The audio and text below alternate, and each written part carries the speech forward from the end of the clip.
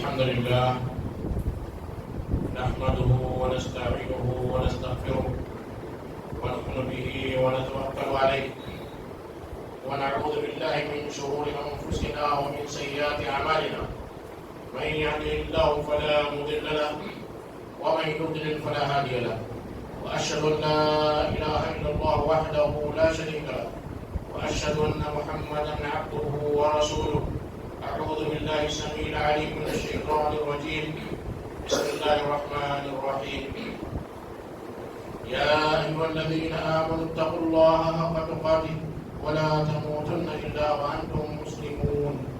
يا أيها الناس اتقوا ربكم الذي خلقكم من نفس واحدة وخلق منها زوجها وبث منهما رجالا كثيرا ونساء واتقوا الله الذي تساءلون به والأرحام إن الله كان عليكم رقيبا. يا أيها الذين آمنوا اتقوا الله وقولوا قولا سديدا يصلح لكم أعمالكم ويغفر لكم ذنوبكم ومن يطع الله ورسوله فقد فاز فوزا عظيما. أما بعد فإن خير الحديث كتاب الله وخير الهدي هدي محمد صلى الله عليه وسلم وشر الأمور محدثاتها وكل محدثة بدعة وكل بدعة ضلالة وكل ضلالة في النار. ساری تعریفیں اسی کو بڑائی اس وحدہ لا شریک لہ کے لیے ہی ہے. اس نے ہمیں اشرف المخلوقات بنایا، ہمیں اسلام جیسی ایک عظیم نعمت عطا فرمائی. میں اللہ تبارک و تعالیٰ کا شکر ادا کرتا ہوں اور دعا کرتا ہوں کہ اللہ تبارک و تعالیٰ ہمیں اسلام پر قائم رہنے کی توفیق عطا فرمائے. ساتھ ہی ساتھ میں دعا کرتا ہوں، سلف صالحین کا یہ معمول کا طریقہ تھا کہ رمضان کے بعد مسلسل 6 مہینے تک اپنی عبادتوں کی قبولیت کی دعا کیا کرتے تھے.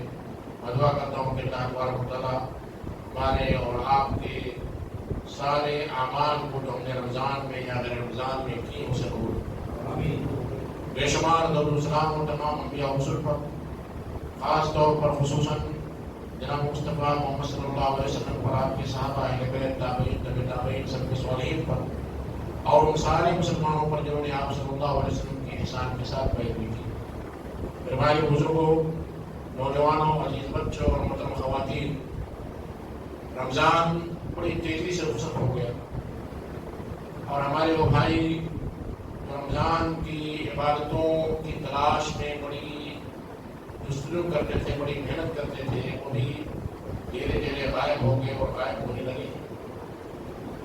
اصل میں انسان کا یہ نظریہ ہوتا ہے، وہ سوچتا ہے کہ میں تھوڑا سا کام کروں مجھے زیادہ فائدہ نصیب ہو. اور بزنس میں بھی یا دنیا کے کسی بھی کام میں جب وہ ہاتھ ڈالتا ہے تو اسے اس کا ڈبل ٹربل 10 گنا 15 گنا 100 گنا فائدہ حاصل کرنا چاہتا ہے. یہ ایک مینٹالٹی، ایک سوچ ہے اور اسلام دین فطرت ہے. اس لیے اسلام نے اس سوچ کو، کیونکہ مشین جو یہ ہماری باڈی ہے اللہ تبارک و تعالیٰ نے بنائی، اللہ کو معلوم ہے کہ اس کو کیا چاہیے، آکسیجن چاہیے، نبی چاہیے، رسول چاہیے، کھانے پینے کے لیے کیا چیزیں چاہیے، بیماروں کو کون سی دوا چاہیے، اللہ نے ساری چیزیں نازل کر دی. تو ایک جو ذہن انسان کا بن چکا ہے کہ ہمیں تھوڑے سے کام میں بڑی فضیلت حاصل ہو. اب رمضان ختم ہو گیا تو ساری فضیلتیں ختم ہو گئی. اب ہم رمضان کی فضیلتیں کہاں حاصل کریں؟ اس لیے 11 مہینے ہم انتظار کرتے بیٹھے رہتے ہیں، پھر وہ آئے گا فضیلت والا مہینہ، فضیلت والے ایام اور راتیں، ہم تھوڑی سی عبادت کر کے اپنا کام بنا لیں گے. تو اس لیے میں نے سوچا کہ وہ اعمال جن کی فضیلت قرآن اور حدیث میں، صحیح حدیث میں ثابت ہے، جو رمضان کے بعد بھی مسلسل چلتے رہتے کنٹینیو ہیں، اس کا تذکرہ کر دوں تاکہ وہ لوگ جو انہیں کے چکر میں آفر، کنسیشن، ڈسکاؤنٹ کے چکر میں رہتے ہیں، انہیں کم از کم معلوم ہو کہ ہاں اسلام میں بھی اعمال میں بڑی فضیلتیں ہیں، بڑے ڈسکاؤنٹ ہیں، بڑے جو فائدے ہیں.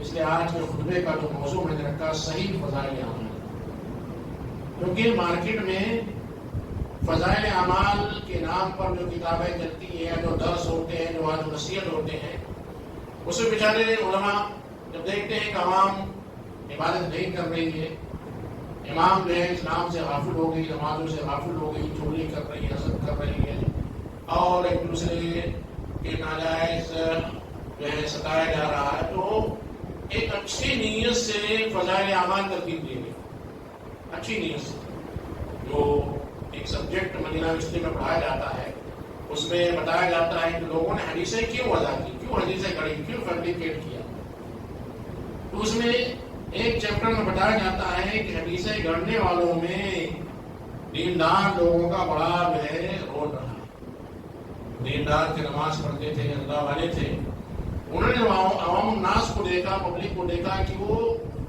اسلام کے قریب نہیں آ رہے، نماز کے قریب نہیں آ رہے ہیں، عمل نہیں کر رہے ہیں، تو انہوں نے سوچا کہ چلو کچھ وقت کے لیے حدیثیں گڑھ لی جائیں، فضائل اعمال بیان کیے جائیں، تو لوگ نماز کے قریب آ جائیں گے اور جو ہے عمل کے قریب آ جائیں گے، اچھے اعمال کریں گے۔ اس نے فضائل اعمال ترتیب دیا، اس نے فضائل اعمال میں اکثر و بیشتر حدیث دیکھیں کہ بڑی جو ہے ضعیف موضوع کے درجے کی ہوتی ہے۔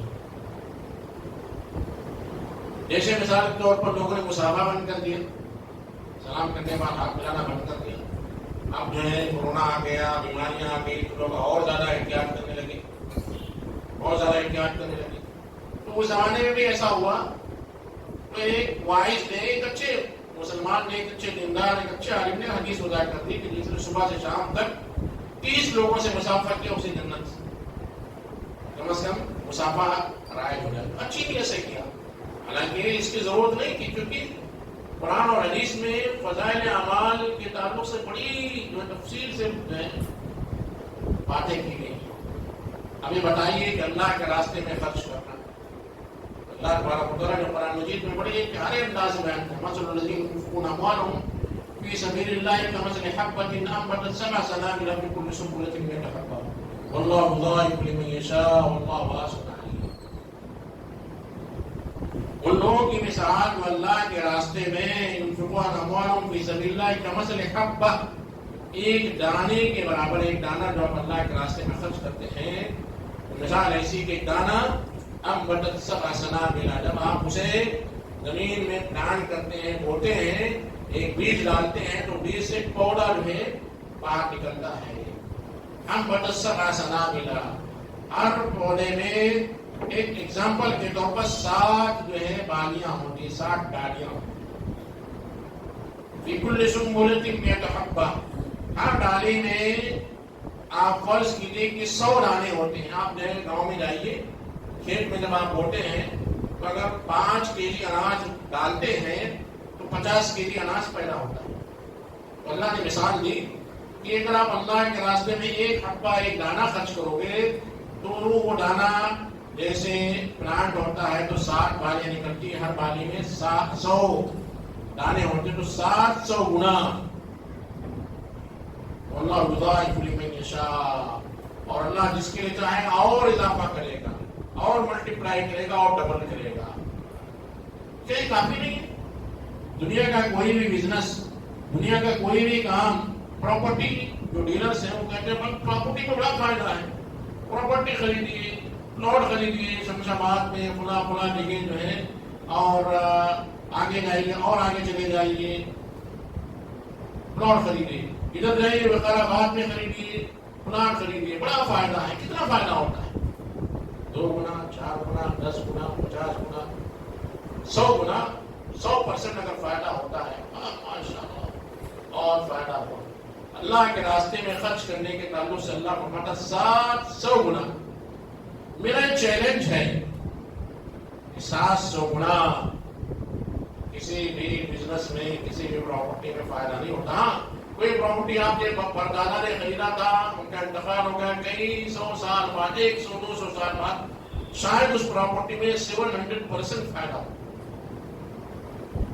اللہ یضاعف لمن یشاء، اللہ تبارک و تعالیٰ کہتا ہے کہ اللہ اور جس کے لیے چاہتا ہے، اگر اس کی نیت خالص ہے اور اللہ کے راستے میں بڑی خوشی سے دے رہا ہے، تو اللہ جس کے لیے چاہتا اور اضافہ کرتا ہے۔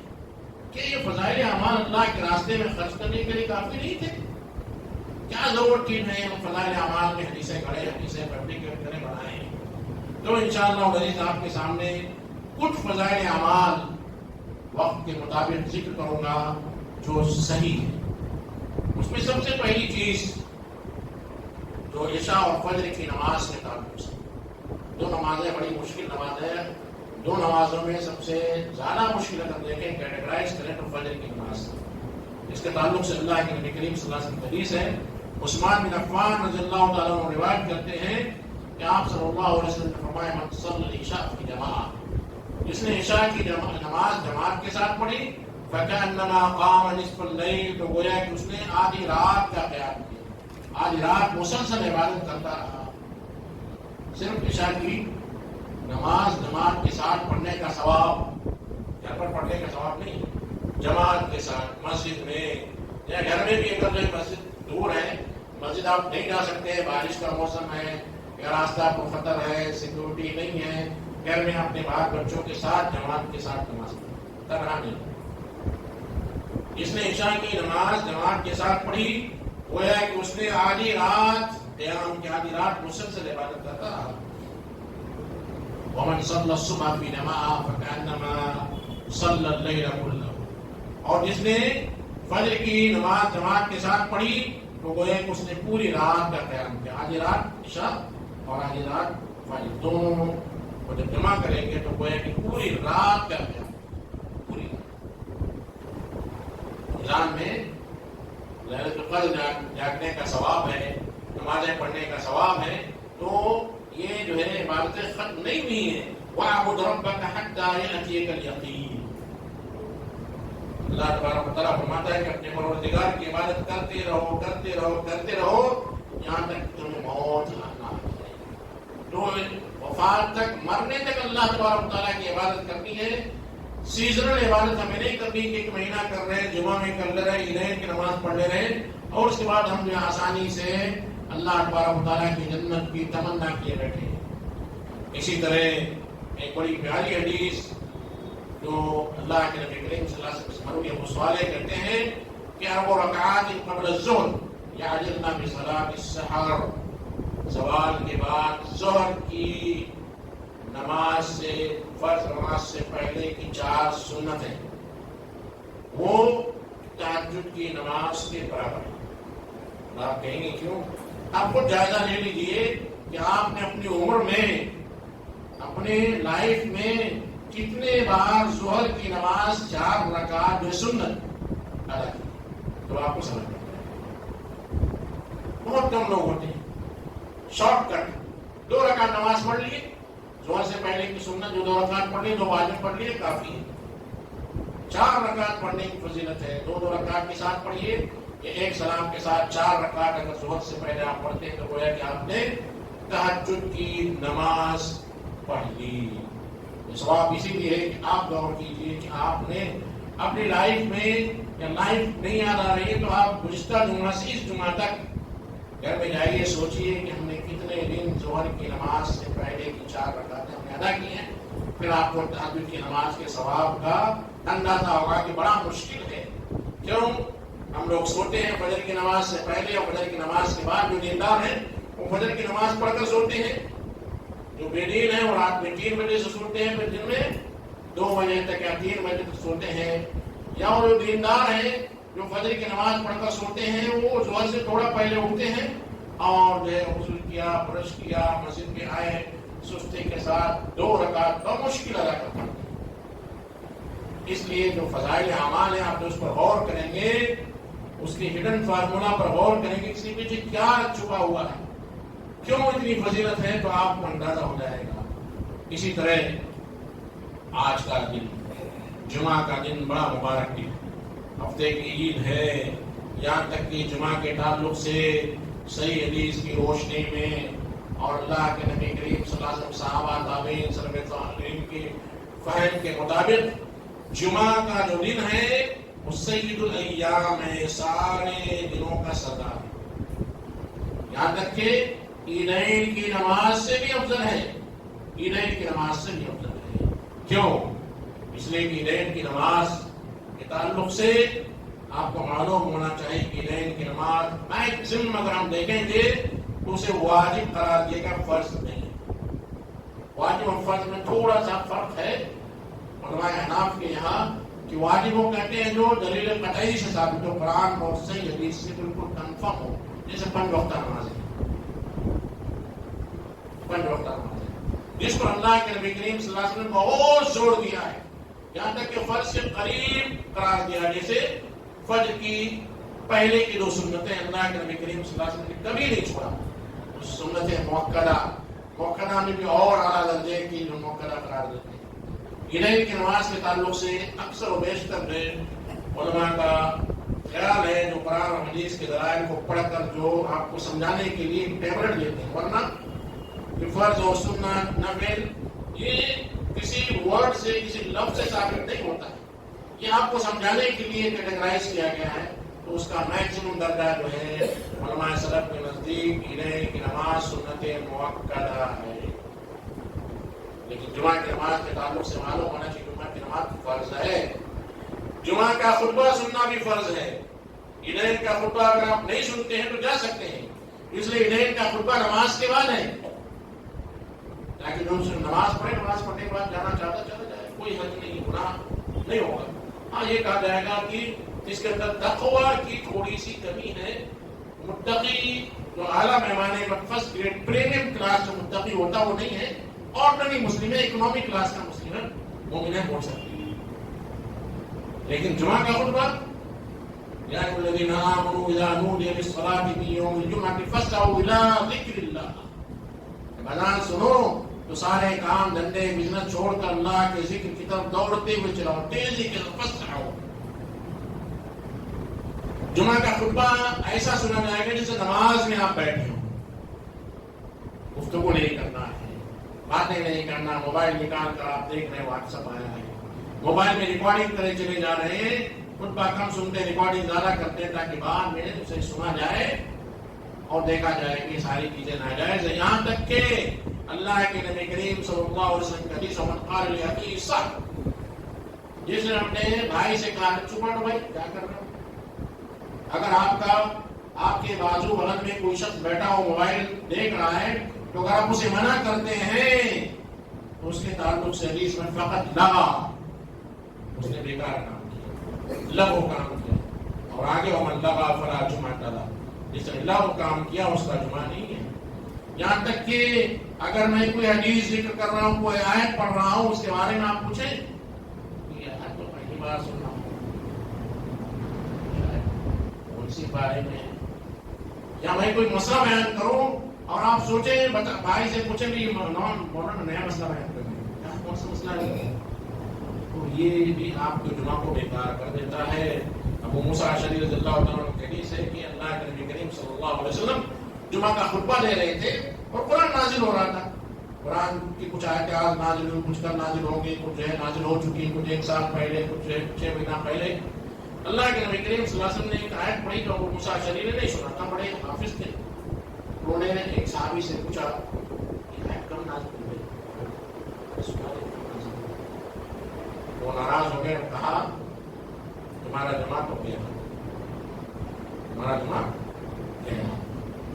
سب بڑے ناراض ہوئے، بڑے مفتی صاحب ہیں، اللہ کے نبی کریم صلی اللہ علیہ وسلم جب جمعہ کا خطبہ ختم کے بعد آنے لگے، انہوں نے کہا کہ فلاں صاحب کہہ رہے ہیں کہ میرا جمعہ بیکار ہو گیا، آپ کا جمعہ بیکار ہو گیا اس لیے کہ آپ نے جمعہ کے درمیان بات کی، لغو بات نہیں کی، اچھی بات ہے۔ جمعہ کے تعلق سے آپ یاد رکھ لیجیے کہ اوس رضی اللہ تعالیٰ عنہ سے بات کو کہتے ہیں کہ اللہ کے نبی کریم صلی اللہ علیہ وسلم نے اغتسل یوم الجمعہ، یہ کنڈیشن آپ یاد رکھیے، جس نے جمعہ کے دن غسل کیا، وغسل، اور بچوں کو بھی غسل کرایا، بچوں کو بھی کہا غسل کرو بھائی، آج عید کا موقع ہے، ہفتے کی عید ایسے نہیں، شادی بیاہ کا موقع ہوتا ہے تو 1-2 دن پہلے عورتیں یا 1 مہینہ پہلے 15 دن پہلے نیا ڈریس خرید لیتی ہیں، میچنگ چاہیے پوری کے پورے، اور ہمارے نوجوان بھی اگر نیا ڈریس نہیں تو شادی کے لیے ایکسٹرا ڈریس رکھے رہتے ہیں، اسپیشل ڈریس تیار کرتے ہیں، پریس کرتے ہیں، نہاتے ہیں، پرفیوم مارتے ہیں، اور بہت سارے لوگ میک اپ بھی کر لیتے ہیں، بعض لوگ داڑھی بھی ماشاء اللہ جو ہے ادھر ادھر سے برابر کر لیتے ہیں کہ آج شادی میں جانا نہ آ کر جائیں گے۔ جمعہ کے تعلق سے ان ساری چیزوں کا اہتمام کرنا، من اغتسل جو شخص خود غسل کرے وغسل اور بچوں کو بھی نہانے کا حکم دے، بچوں کو بھی نہلائے، ودنا واستمع اور قریب بیٹھے امام کے قریب، واستمع اور غور سے سنے، وانصت اور خاموش رہے. کتنی کنڈیشن بتائی گی، ایسے آسانی سے نہیں. غسل کرنا ہے، بچوں کو غسل کرانا ہے، امام کے قریب بیٹھنا ہے، غور سے سننا ہے، خاموش رہنا ہے. 5 چیزیں. کان لو بكل خطوة يخطوها اجر سنة صيامها وقيامها. ایک جمعہ پڑھو گے پورے سال روزے رکھنے اور نماز پڑھنے کا ثواب ملے گا. 4 جمعہ آپ نے ان کنڈیشن، 5 کنڈیشن کے ساتھ اگر آپ نے پڑھا 5 سال 40 سال دیے آپ تو 200 سال آپ کو قیام اور سیام کا اجر ملے گا. کتنی بڑی فضیلت ہے جمعہ کی نماز. بڑے افسوس کے ساتھ کہنا پڑتا ہے، اور اس میں کچھ اماموں کی غلطی ہے، متولیات کی بھی غلطیاں ہیں. بڑا لمبا خطبہ رکھ دیتے ہیں، بیچارہ کہیں کالج میں ہے، کالج اگر کہیں مسلمان کالج میں تو ایک لمیٹڈ ٹائم دیتا ہے کہ لنچ بریک ہے، شارٹ بریک 1 گھنٹے کو سے واپس جانا، لنچ بھی کرنا ہے. کہیں بزنس کر رہا ہے تو 1 گھنٹہ اگر بزنس بند کرے گا اس مندی کے ماحول میں بڑا نقصان ہو جائے گا. کہیں سروس کر رہا ہے تو بھی 1 گھنٹے سے زیادہ لنچ ٹائم نہیں ملتا ہے. لوگ کیا کرتے ہیں، پہلے لنچ کرتے ہیں، پھر امام کا ٹائم 1 بجے ہے تو 1 بجے کے قریب 5 منٹ 10 منٹ پہلے آتا ہے، یا ایسی مسجد تلاش کرتا ہے جہاں اس کے ٹائم ٹیبل کے حساب سے ایڈجسٹ. اللہ کے نبی کریم صلی اللہ علیہ وسلم نے فرمایا ان طول صلاۃ الرجل وقصر خطبته مئنۃ من فقہ. انسان کی نمازیں طویل ہونی چاہیے، خطبہ مختصر ہونا چاہیے. اگر ایسا ہے تو گویا کہ جو شخص خطبہ دے رہا ہے وہ فقیہ ہے، قرآن اور حدیث کو اچھی طرح سے سمجھتا ہے. اس لیے ہوتا کیا ہے، لوگ تاخیر سے آتے ہیں، اور اللہ کے نبی کریم صلی اللہ علیہ وسلم کی حدیث کے مطابق اذا کان یوم الجمعہ، جب جمعہ کا دن ہوتا ہے، فرشتے مسجد کے ہر دروازے پر بیٹھ جاتے ہیں. اگر کئی دروازے ہیں، 100 سے زائد دروازے مکہ میں ہیں، مدینے میں اور دروازے ہیں، حیدرآباد کی مساجد میں بڑی مساجد میں 4-5 دروازے ہیں، ہر دروازے پر فرشتے بیٹھے ہیں. یکتبون الاول فالاول، وہ رجسٹر لے کر بیٹھتے ہیں، لکھتے ہیں، جو پہلے آتا ہے جو اس کے بعد آتا ہے لکھتے جاتے ہیں. آج ڈیجیٹل دور میں اس کو سمجھنا بڑا آسان ہے، بڑا آسان ہے. ڈیجیٹل دور، ڈیجیٹل جو ہے آپ کا انرولمنٹ ہو رہا، اٹینڈنس ہو رہی ہے، ہمیں نظر نہیں آ رہا. گوگل میپ آپ جا رہے ہیں، آپ کو سرچ کر رہا، بتا رہا ہے آپ کہاں سے کون سے روڈ سے گزر رہے ہیں، کیسے ٹرن لے رہے ہیں. ڈیجیٹل آپ کی پوری میپنگ ہو جا رہی ہے. بڑے آسانی سے سمجھ سکتے ہیں، فرشتے بیٹھے رہتے ہیں، لکھتے رہتے ہیں. وَإِذَا جَلَسَ الْإِمَامُ عَلَى الْمِنبَرِ، جب امام منبر پر بیٹھ جاتا ہے تو وہ اپنا رجسٹر بند کر دیتے ہیں، بیٹھ دیتے ہیں. وَجَلَسُوا يَسْتَمِعُونَ الذِّكْرَ، اور وہ خطبہ سننے کے لیے جو ہے بیٹھ جاتے ہیں. گویا کہ جو امام کے منبر پر بیٹھنے کے بعد مسجد میں داخل ہوتا ہے، اس کا انرولمنٹ نہیں ہوتا، اس کا رجسٹریشن، اس کی اٹینڈنس نہیں ہوتی. اور جو شخص 3 جمعہ مسلسل چھوڑ دیتا ہے، اللہ کے نبی کریم صلی اللہ علیہ وسلم فرماتے ہیں اس کے دل پر مہر لگا دی جاتی ہے. آپ جو ہے جب مہر لگ گئی، جب GSMC نے سیل کر دیا، لاک لگا دیا اور اس پر مہر لگا دیا، تو جب تک اپنا ڈیو کلیئر نہیں کریں گے اسے اوپن نہیں کر سکتے. جب تک توبہ نہیں کریں گے، جب تک آپ جو اپنا ڈیوز جو ہے آپ نے کسی کا حق مارا ہے، نمازیں ادا نہیں کی ہیں، ساری چیزوں کو جب تک کلیئر نہیں کر لیں گے، وہ جو ہے مہر نہیں اوپن کی جائے کہ آپ دوبارہ اس میں انٹری نہیں کر سکتے.